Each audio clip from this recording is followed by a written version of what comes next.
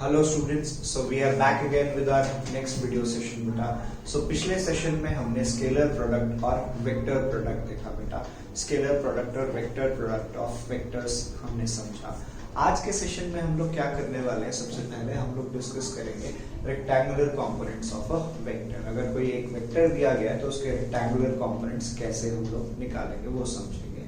और फिर उसके बाद पोजीशन वेक्टर, वेलोसिटी वेक्टर या वेलोसिटी वेक्टर इन 2 डायमेंशन और एक्सेलरेशन वेक्टर इन 2 डायमेंशन हम लोग वो समझेंगे। उसमें भी एवरेज वेलोसिटी और एवरेज एक्सेलरेशन को कैसे रिप्रेजेंट किया जाता है, इंस्टेंटेनियस एक्सेलरेशन को कैसे रिप्रेजेंट किया जाता है वो, और कुछ एक एग्जांपल्स डिस्कस करेंगे। तो चलिए बेटा, सबसे पहले देखते हैं रेक्टेंगुलर कंपोनेंट्स। पिछली वीडियो क्लास में मैंने बताया था आपको rectangular components of a vector. Resolution पढ़ा था हमने। रेजोल्यूशन का मतलब क्या हो गया, जब हम क्या करते हैं किसी एक वेक्टर को 2 या 2 से ज्यादा वेक्टर्स के फॉर्म में, जब हम किसी एक वेक्टर को 2 या 2 से ज्यादा वेक्टर्स में डिवाइड करते हैं तो या स्प्लिट करते हैं तो हमें क्या मिलता है, कंपोनेंट वेक्टर्स मिलता है बेटा। और जो रिजल्टेंट वेक्टर्स होते हैं उनको क्या कहा जाता है, दे आर नोन एज, या स्प्लिट करने के बाद जो वेक्टर्स मिलते हैं उनको क्या कहा जाता है, they are called as component vectors. ठीक है, तो ये हमने पढ़ा था। अब यहाँ पे क्या कर रहे हैं हम लोग, हम एक वेक्टर ले रहे हैं एक्स वाई प्लेन में। हम क्या ले रहे हैं, क्योंकि हम मोशन इन 2 डायमेंशन पढ़ रहे हैं तो हम एक वेक्टर लेंगे किसमें, एक्स वाई प्लेन में, और उसका एंगल है एक्स एक्सिस के साथ theta.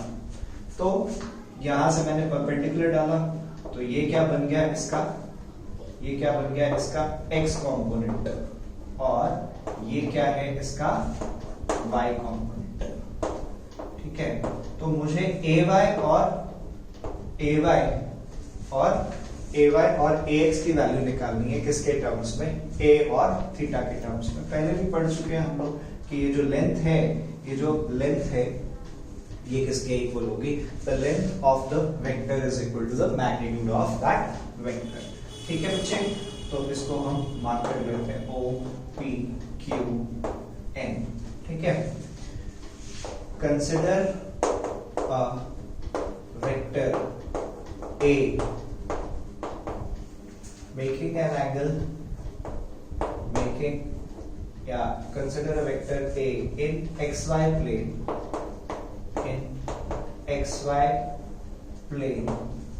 making an angle theta with the x axis। ठीक है बच्चे, theta with the x axis के साथ ये वेक्टर कितना एंगल बना रहा है, थीटा एंगल बना रहा है।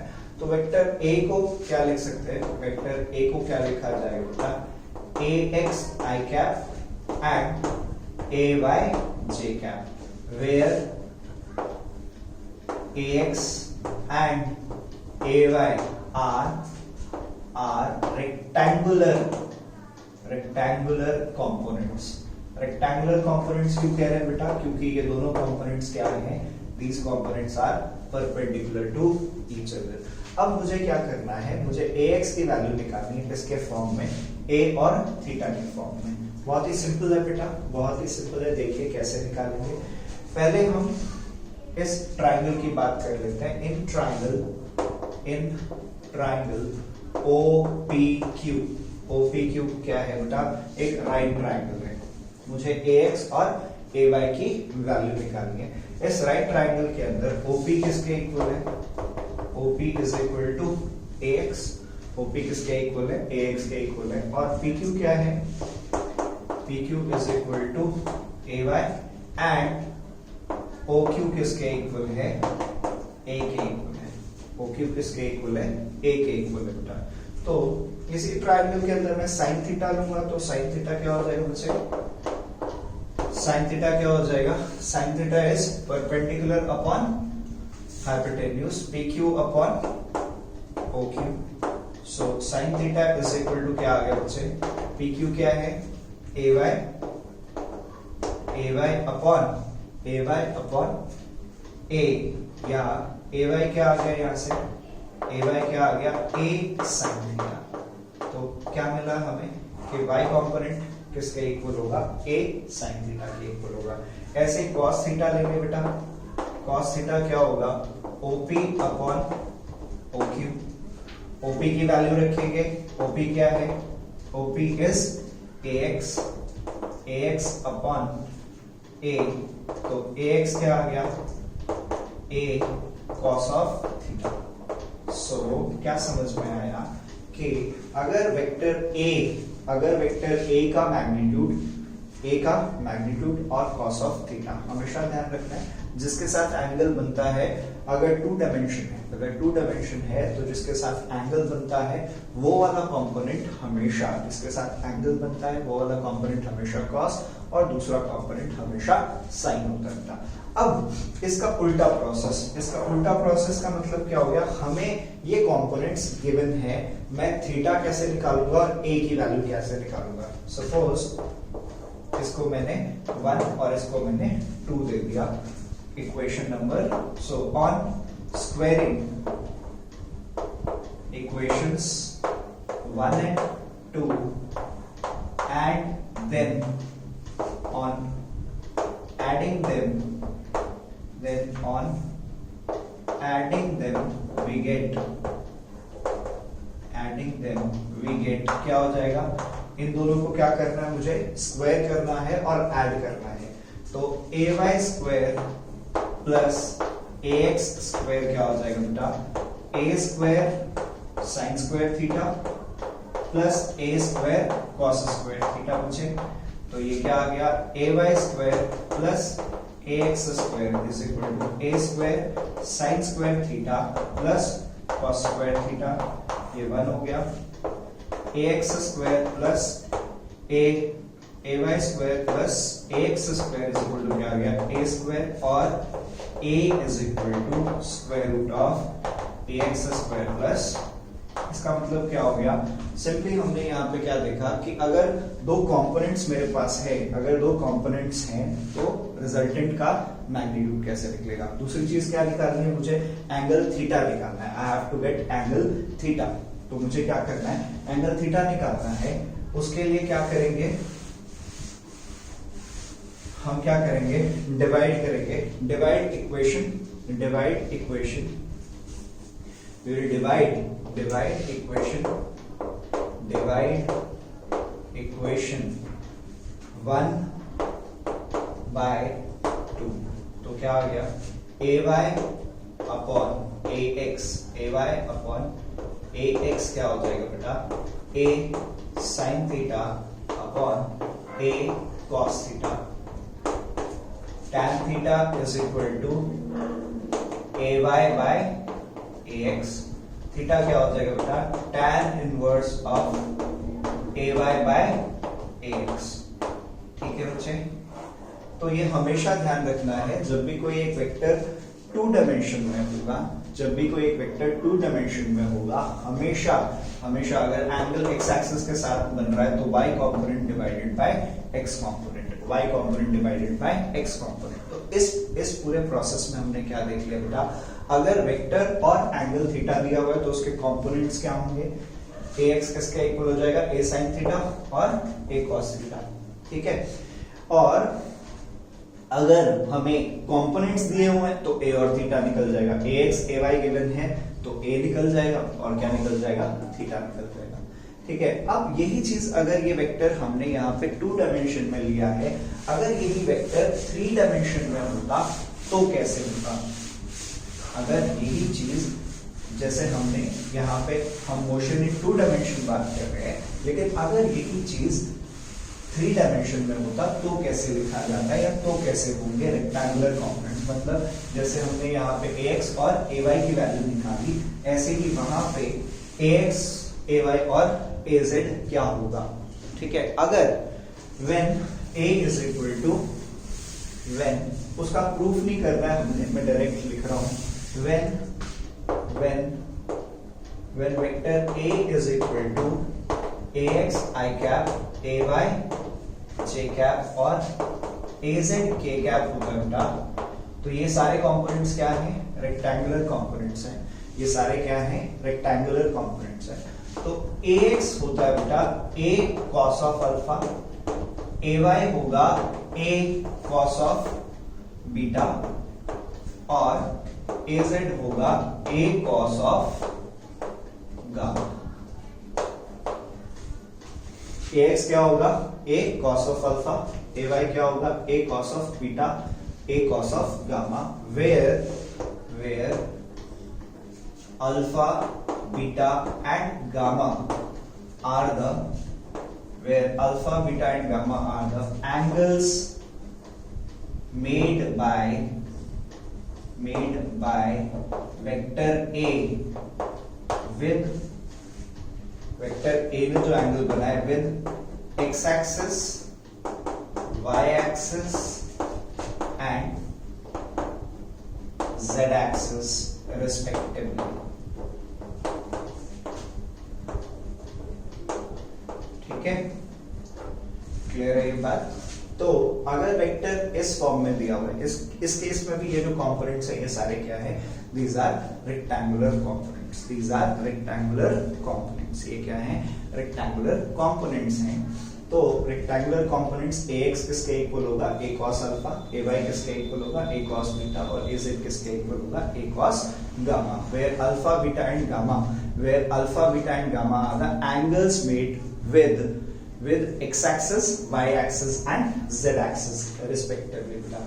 फिर इसके बाद हम समझेंगे, ये तो हमने रेक्टेंगुलर कंपोनेंट्स की बात कर ली, अब हम समझेंगे कि अगर कोई एक ऑब्जेक्ट 2 डायमेंशन में मूव कर रहा है तो उसकी एवरेज वेलोसिटी को कैसे रिप्रेजेंट करेंगे।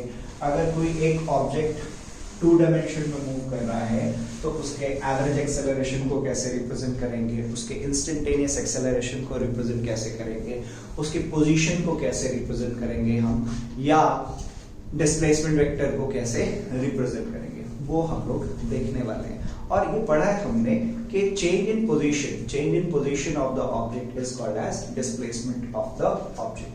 तो पोजीशन वेक्टर और डिस्प्लेसमेंट वेक्टर की पहले बात करेंगे, फिर एवरेज एक्सेलरेशन, एवरेज वेलोसिटी की बात करेंगे, एवरेज एक्सेलरेशन, एवरेज वेलोसिटी की बात करेंगे, साथ के साथ फिर हम इंस्टेंटेनियस वेलोसिटी और इंस्टेंटेनियस एक्सेलरेशन की बात करेंगे। तो सबसे पहले समझ लेते हैं बेटा पोजीशन और डिस्प्लेसमेंट वेक्टर।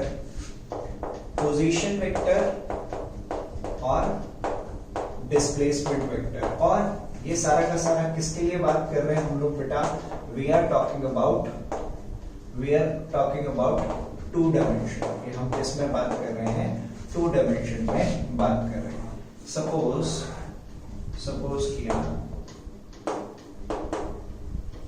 सपोज किया हमने कि एक ऑब्जेक्ट है, वो पॉइंट ए पे था और वो पॉइंट बी पे पहुंचा, ये ऐसे, ठीक है। तो ये क्या हो गया?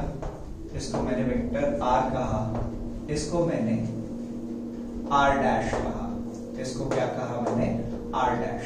और ये मेरा क्या होगा? This is displacement vector. ये क्या है? r, ठीक है।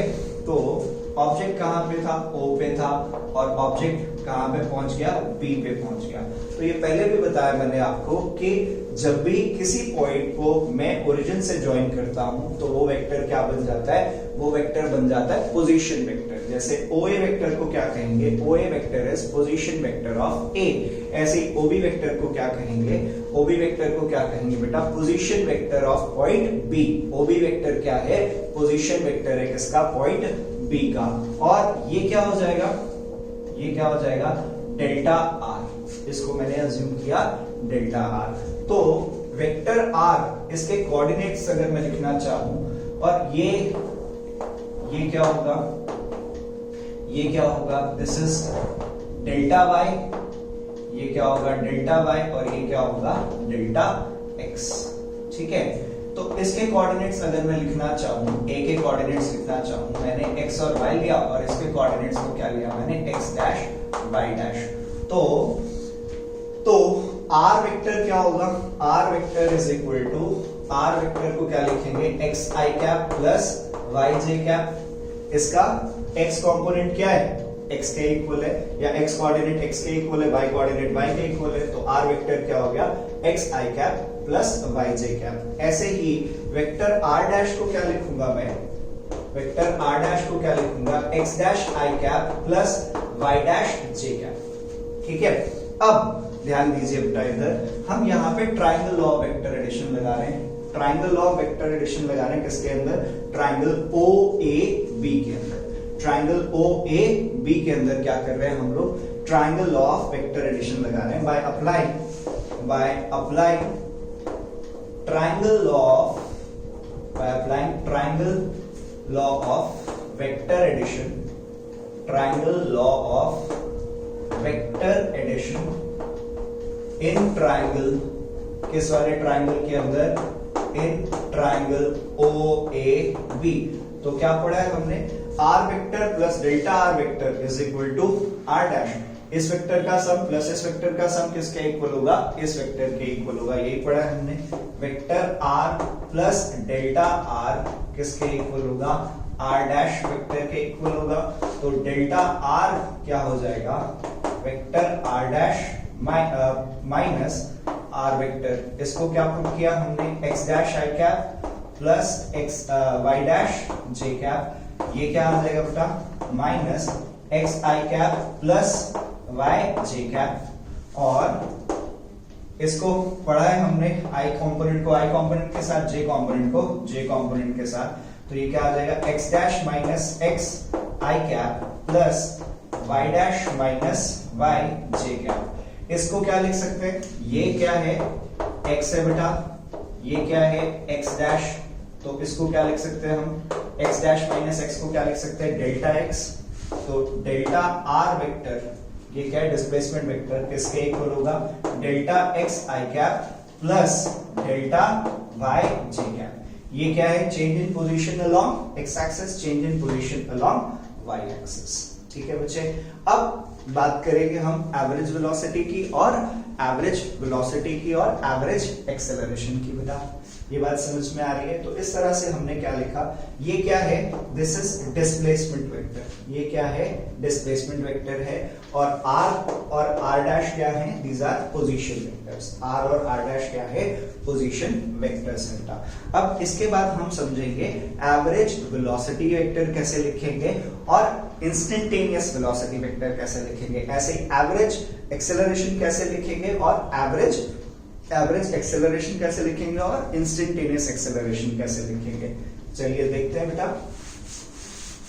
तो अब बात करेंगे हम एवरेज वेलोसिटी और average acceleration, average velocity vector और एवरेज एक्सेलरेशन वेक्टर, और साथ के साथ इंस्टेंटेनियस वेलोसिटी और इंस्टेंटेनियस एक्सेलरेशन की बात करेंगे बेटा। ठीक है, तो चलिए स्टार्ट करते हैं। तो हम बात कर रहे हैं average velocity and instantaneous velocity, और हमने पढ़ा है कि इंस्टेंटेनियस वेलोसिटी क्या होता है, it is a limiting case of average velocity. और हमेशा ध्यान रखेंगे एवरेज वेलोसिटी हमेशा क्या लिखा जाता है बेटा, बार के फॉर्म में। तो एवरेज वेलोसिटी को क्या लिखेंगे, average velocity of the object is v bar, v bar को क्या लिखेंगे, v बार को क्या लिखेंगे, it is delta r by delta t।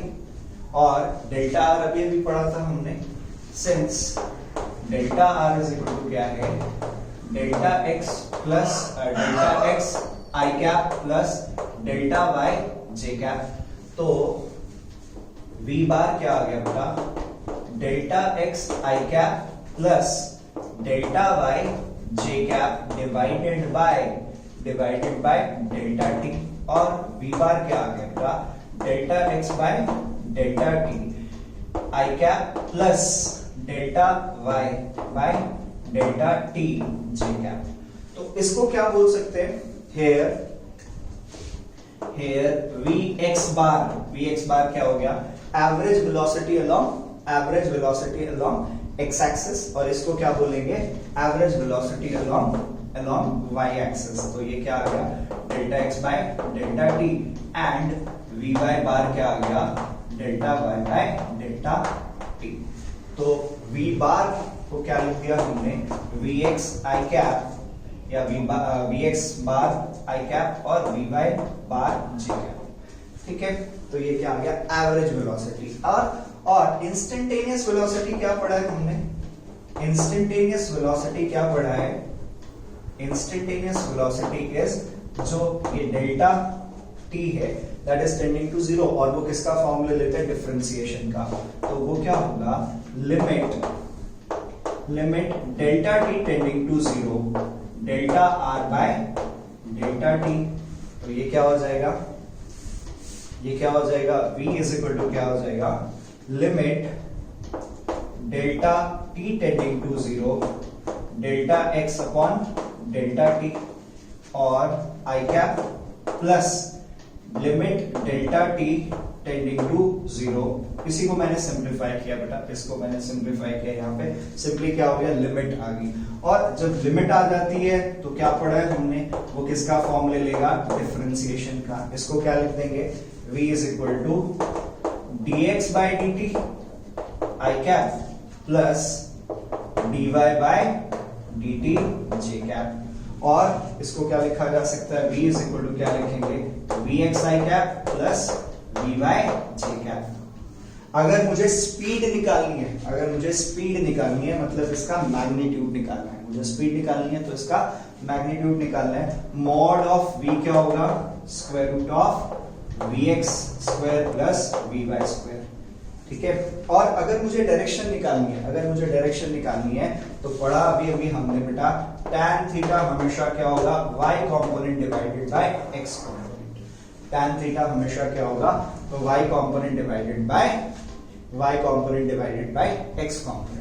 तो ऐसे क्वेश्चंस होंगे जहां पे क्या होगा, हमें रिजल्टेंट वेलोसिटी निकालने के लिए कहेगा, रिजल्टेंट स्पीड निकालने के लिए कहेगा, और उस ऑब्जेक्ट की y एक्सिस के अंदर भी कुछ वेलोसिटी होगी और उसकी x एक्सिस के अलोंग भी कुछ वेलोसिटी होगी। तो ये हमने एवरेज वेलोसिटी और इंस्टेंटेनियस वेलोसिटी डिस्कस कर लिया। इसके बाद नेक्स्ट क्या डिस्कस करेंगे बेटा, नेक्स्ट इज एवरेज एक्सेलरेशन और इंस्टेंटेनियस एक्सेलरेशन। वो भी बिल्कुल सिमिलर इसी तरह से आएगा, पहले हम लोग चेंज के फॉर्म में लिखेंगे, फिर उसके बाद उसको डिफरेंशिएशन के फॉर्म में लिखा जाएगा। चलिए देख लेते हैं बेटा ये भी फटाफट, फिर उसके बाद कुछ एक एग्जांपल्स डिस्कस करेंगे हम लोग, या जब यूनिफॉर्म एक्सेलरेशन होगा तो इक्वेशंस ऑफ मोशंस क्या हो जाएंगी वो हम लोग देखेंगे। So next is average acceleration and instantaneous acceleration, average acceleration and instantaneous acceleration, जैसे अभी पढ़ा हमने। ठीक है, तो एवरेज एक्सेलरेशन क्या पढ़ा है बेटा हमने, एवरेज एक्सेलरेशन क्या है, एवरेज एक्सेलरेशन इज a बार को क्या लिखेंगे, delta v upon delta t, delta v upon delta t, और डेल्टा v क्या होगा यहाँ पे, delta vx i cap plus delta vy j cap upon delta t। तो a बार क्या आ गया, delta vx i cap upon delta t plus delta vy upon delta t j cap. तो a बार क्या आ गया, ax bar i cap plus ay bar j cap. इसका मतलब क्या हो गया, average acceleration along x axis और average acceleration along y axis. लेकिन जब हम इंस्टेंटेनियस एक्सेलरेशन की बात करेंगे तो इंस्टेंटेनियस एक्सेलरेशन क्या हो जाएगा, instantaneous acceleration is, instantaneous acceleration a क्या होगा, limit delta t tending to zero of delta v by delta t। Simply क्या होगा, ये जो delta vx by delta t है ये क्या हो जाएगा, दैट वुड बी डिफरेंशिएशन के फॉर्म में आ जाएगा। तो a इज इक्वल टू क्या आ गया बेटा, limit delta t tending to zero of v delta vx upon delta t I cap plus limit delta t tending to 0 of delta vy by delta t j cap. ठीक है, clear. अब ये क्या है, ये क्या है, इसको किस फॉर्म में लिखेंगे, dvx by dt I cap plus dvy by dt j cap. तो a क्या आ जाएगा, a इज इक्वल टू, ये क्या हो गया, acceleration along, instantaneous acceleration along x axis, ये क्या आ गया, instantaneous acceleration along y axis. तो ये वेक्टर a हो गया। ठीक है, ये क्या आ गया, वेक्टर a, और ये क्या है, इंस्टेंटेनियस एक्सेलरेशन है। अगर मैग्नीट्यूड निकालना है आपको तो मैग्नीट्यूड क्या होगा, ax square plus ay square, ax square plus ay square, और इसका डायरेक्शन निकालना है तो tan थीटा बताया आपको हमेशा क्या होगा, y कंपोनेंट अपॉन x, और ये जो थीटा एंगल है ये किसके साथ होगा, theta is the angle with x axis, theta is the angle with x axis बेटा।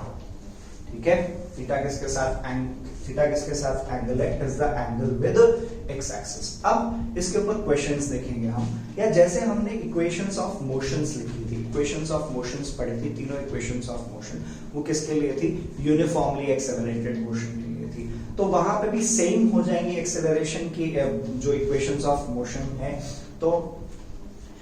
तो हम बात करेंगे कि जब यूनिफॉर्मली एक्सेलरेटेड मोशन होगा तो कैसे इक्वेशंस ऑफ मोशन को लिखेंगे हम लोग। ठीक है, फिर उसके बाद इसके ऊपर क्वेश्चंस देख सकते हैं।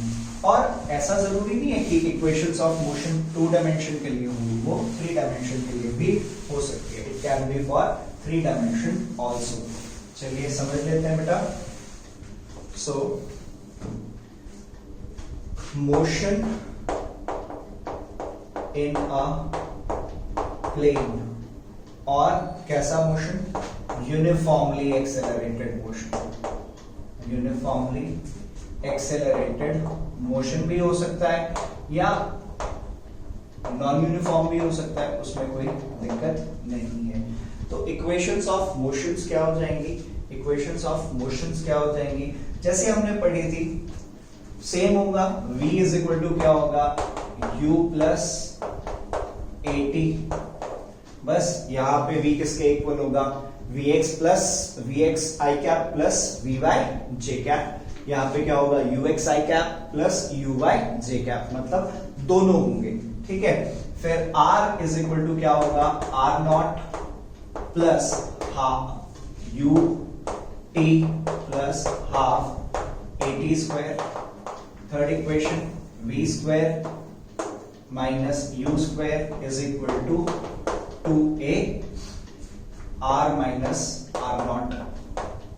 ठीक है, ये सारे के सारे वेक्टर्स किस में हैं, these vectors are in, these vectors are in, these vectors are in plane। Plane का मतलब क्या हो गया, x एक्सिस के लॉन्ग, y एक्सिस के लॉन्ग, x एक्सिस और y एक्सिस के लॉन्ग होंगे।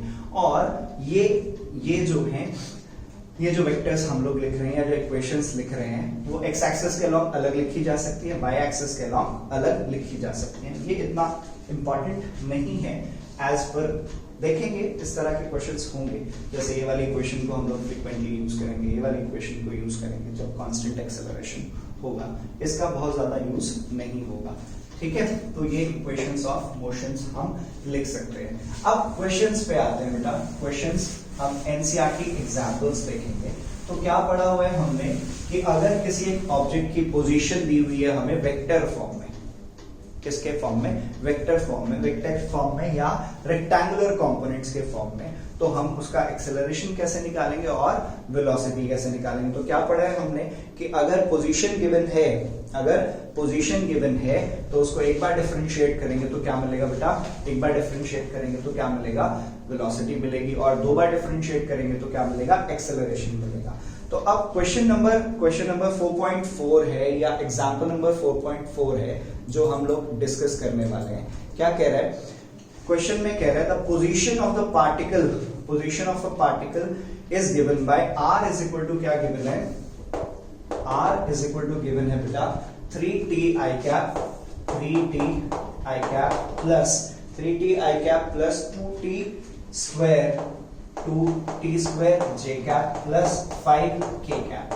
ये क्या है?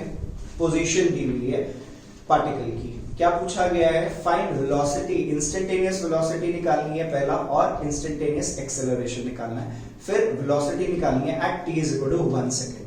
तो पहला क्या करना है? पहले इसका इंस्टेंटेनियस वेलोसिटी निकालनी है और इंस्टेंटेनियस एक्सेलरेशन निकालना है। तो क्या पढ़ा है बेटा हमने कि अगर इसको एक बार डिफरेंशिएट करेंगे हम लोग तो क्या मिलेगा? इंस्टेंटेनियस वेलोसिटी मिल जाएगी। इसको दो बार डिफरेंशिएट करेंगे तो एक्सेलरेशन मिल जाएगा। तो v क्या पढ़ा है हमने? v वेक्टर क्या होगा? dr by dt। v vector अभी अभी पढ़ा dr बाय dt। तो d by dt of this whole, और इसको हम अलग अलग डिफरेंशिएट करेंगे। 3t i cap plus 2t square j cap plus 5k cap. तो ये क्या हो जाएगा बेटा? d by dt of t साथ में i कैप प्लस 2 कांस्टेंट है बाहर आ जाएगा, d by dt of t square into j cap plus d by dt of 5 into k cap. अब t का डिफरेंशिएशन क्या होता है? 1। तो वेलोसिटी इज इक्वल टू क्या आ गया? 3i cap. t स्क्वायर का डिफरेंशिएशन क्या होगा? 2t। तो ये क्या आ गया? Plus 4t j cap. और एक्सेलरेशन क्या हो गया? सॉरी, k कंपोनेंट जो है कांस्टेंट है, कांस्टेंट का डिफरेंशिएशन क्या हो गया? 0। तो ये मेरे पास क्या आ गया? This is instantaneous velocity. ये क्या आ गया? Instantaneous velocity. इसको एक बार डिफरेंशिएट करूंगा, इसको एक और बार डिफरेंशिएट करूंगा तो क्या मिलेगा बेटा? एक्सेलरेशन। तो एक्सेलरेशन क्या होगा? at is equal to d by dt of vt। अब vt क्या है? d by dt of 3i cap plus 4t j cap. ठीक है, अब डिफरेंशिएट करेंगे तो d by dt of 3 constant का डिफरेंशिएशन 0 प्लस 4 बाहर आ गया, d by dt of t j cap. तो ये क्या आ गया? 3 का डिफरेंशिएशन 0 यानी कि i कंपोनेंट 0 हो गया या x कंपोनेंट 0 हो गया। d बाय dt, t का डिफरेंशिएशन क्या हो गया? 1। तो ये क्या आ गया? 4j cap. यानी कि एक्सेलरेशन क्या आ गया? 4j कैप मीटर पर सेकंड स्क्वायर। और क्योंकि ये टाइम डिपेंडेंट नहीं है, इसका मतलब क्या हो गया? ये एक कांस्टेंट एक्सेलरेशन है। ठीक है, ये टाइम डिपेंडेंट नहीं है, इसका मतलब ये क्या है? This is a constant acceleration. अब दूसरा पार्ट क्या बोला गया था? वेलोसिटी एट 1 सेकेंड निकालना है आपको। तो इसमें पुट करना है तो v1 क्या हो जाएगा? 3i cap plus 4 into 1 j cap. तो v1 क्या आ गया? Velocity after 1 second would be. ठीक है, अब वेलोसिटी वेक्टर निकालना है आपको, तो इसका मैग्नीट्यूड भी निकालना है और इसकी डायरेक्शन भी निकालनी है। तो मॉड ऑफ v क्या हो जाएगा? Square root of i component के साथ जो कोएफिशिएंट है उसका स्क्वायर, j कंपोनेंट के साथ उसका स्क्वायर, 3 का स्क्वायर प्लस 4 का स्क्वायर। तो मैग्नीट्यूड क्या आ गया? 9 प्लस 16 25 का स्क्वायर रूट। तो v क्या आ गया? 5 मीटर पर सेकेंड आ गया बेटा। फिर इसकी डायरेक्शन निकालनी है हमने। डायरेक्शन क्या होगी? tan थीटा क्या पढ़ा था हमने? tan theta is y component divided by x component, vy upon vx। तो tan थीटा क्या आ गया? y कंपोनेंट क्या है? 4/3। तो इसी तरह का बैक एक्सरसाइज में क्वेश्चन है बेटा, जहां पे क्या होगा? जहां पे क्या आ जाएगा? जहां पे बिल्कुल सिमिलर क्वेश्चन है। ये क्वेश्चन नंबर 20 होगा। वहां पे कौन सा क्वेश्चन होगा? क्वेश्चन नंबर 20 होगा। एक और एग्जांपल है बेटा जो हमने देखना है, दैट इज 4.5 एग्जांपल। 4.5 एग्जांपल में क्या है? कह रहा है a particle starts from origin with a velocity of 5i cap. Velocity क्या दी है? 5i cap. और वो किस में मूव कर रहा है? एक xy प्लेन में मूव कर रहा है। रहा है और एक्सेलरेशन दिया हुआ है, एक्सेलरेशन दिया हुआ है, तो उसको यूज करके हमने क्या करना है, उसको यूज करके हमने क्या करना था, उसको यूज करके हमने वो पूछा गया है, पहले तो r0 0 हो गया, इनिशियल पोजीशन 0 होगी और इनिशियल वेलोसिटी जो दी हुई है वो किसके अलोंग है, origin at t with velocity 5 i cap metre per second, ये क्या हो गया, इनिशियल वेलोसिटी होगी। और एक्सेलरेशन ऑब्जेक्ट का क्या दिया हुआ है, acceleration of the object is 3 i cap plus 2 j cap metre per second. कह रहा है, क्वेश्चन क्या है, क्वेश्चन कह रहा है what is the y coordinate of the particle at the instant it's x coordinate is 84। जब उसका x कोऑर्डिनेट 84 है, जब उसका x कोऑर्डिनेट 84 मीटर है, तो उसका जब उसका x कोऑर्डिनेट 84 है तो उसका y कोऑर्डिनेट क्या है और उस टाइम पे स्पीड क्या है। तो हमने पढ़ा r इज इक्वल टू क्या होगा, r vector is equal to r0 plus u t plus half a t square. इसमें पुट करेंगे बेटा, इसमें पुट करेंगे तो ये क्या हो गया 0, u क्या है 5 i कैप t या 5t i cap plus half into 3 i cap plus 3 i cap plus 2 j cap t square. अब इसमें से x कंपोनेंट को अलग करेंगे और y कंपोनेंट को अलग करेंगे, तो x कंपोनेंट जो है वो x कोऑर्डिनेट के बराबर होगा और y कंपोनेंट किसके बराबर होगा, y कोऑर्डिनेट के बराबर होगा बेटा। तो 5t i cap 5t i cap plus ये क्या आ गया 3/2 i कैप या 3/2 t स्क्वायर i कैप, ये आ गया प्लस ये क्या आएगा j t square j cap. तो ये क्या आ गया बेटा, this is the x component, या इसको और सिंपलीफाई कर लेते हैं, ये क्या हो जाएगा 5t plus 3/2 t square into i cap plus t square j cap. ठीक है, इज दैट थिंग क्लियर बच्चे। अब इसको क्या करना है आपने, इसको क्या करना है, ये क्या है मेरा x कोऑर्डिनेट है और ये क्या है मेरा y कोऑर्डिनेट है, ये क्या है x कोऑर्डिनेट है, तो xt किसके इक्वल आ गया, xt इज इक्वल टू क्या आ गया 5t square plus 3/2 5t plus 3/2 t square और yt क्या आ गया, yt क्या आ गया t स्क्वायर, yt क्या आ गया t स्क्वायर आ गया बेटा। अब हमें क्या करना है, सबसे पहले टाइम निकालना है, हमें क्या करना है, टाइम निकालना है, कब, जब xt क्या है 84 है, 84 पे xt 84 जब xt है तो किस टाइम पे है वो, और उस टाइम को यहाँ पे हमने यूज करना है, उस टाइम को हमने यहाँ पे यूज करना है। देखिए बेटा, तो xt इज इक्वल टू क्या दिया हुआ है 84 is equal to 5t plus 3/2 t square. इसको सिंप्लीफाई कर लेते हैं, ये आएगा 168 is equal to 10t plus 3t square. इसको सिंप्लीफाई करेंगे तो t की वैल्यू जो है बेटा 6 आ रही है यहाँ पे, इसको सिंप्लीफाई कर लेंगे आप, इसको सिंप्लीफाई करने पे t की वैल्यू क्या आ रही है 6, t की वैल्यू यहाँ पे पुट कर दूंगा तो y कोऑर्डिनेट क्या हो जाएगा 6 का square, so the y coordinate is 36 meters, so the y coordinate is 36 meters when the x coordinate is 84 meters। तो जब x कोऑर्डिनेट 84 है तो y कोऑर्डिनेट क्या है 36 है, और उसके बाद क्या बोला गया है, स्पीड निकालने के लिए बोला गया है। तो स्पीड कैसे निकलेगी, ये r है, इसको एक बार डिफरेंशिएट करूंगा, इसको r को एक बार डिफरेंशिएट करूंगा तो क्या मिलेगा मुझे बेटा, इस r को एक बार डिफरेंशिएट करने पे क्या मिलेगा, वेलोसिटी मिल जाएगी। इसको दो बार डिफरेंशिएट करेंगे तो क्या मिलेगा, I will get the acceleration. ठीक है बेटा, I will get the acceleration. देखिए, तो मुझे वेलोसिटी निकालनी है किस पे, 6 सेकेंड्स पे। ये rt था, v निकालने के लिए क्या होगा, v किसके इक्वल हो जाएगा, v is equal to dr by dt। dr by dt, dy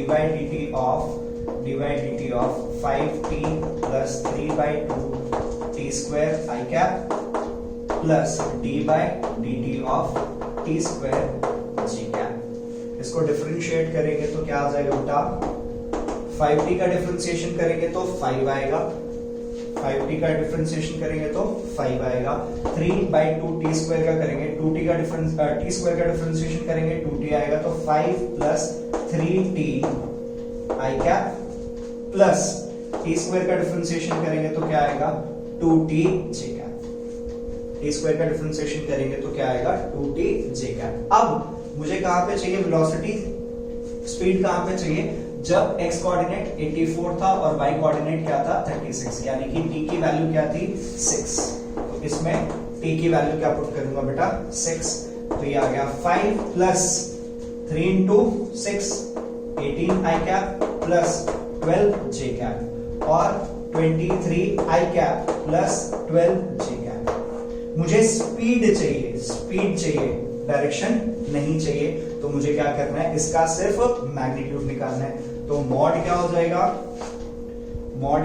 बेटा, इसका मैग्नीट्यूड क्या हो जाएगा, क्या पढ़ा है हमने, x कंपोनेंट का स्क्वायर y कंपोनेंट का स्क्वायर, 23 का स्क्वायर प्लस 12 का स्क्वायर, 23 का स्क्वायर प्लस 12 का स्क्वायर, और ये कितना आएगा 529 प्लस 144, और इट विल बी 743 आएगा, 9 और 4 3 हो गया, 1 6 और 7 और 6 73, which is approximately 26 का स्क्वायर रूट जो 26 का स्क्वायर 676 होता है, तो this is approximately 26 metre per second. ये इसकी स्पीड आ गई, डायरेक्शन नहीं निकाली है हमने।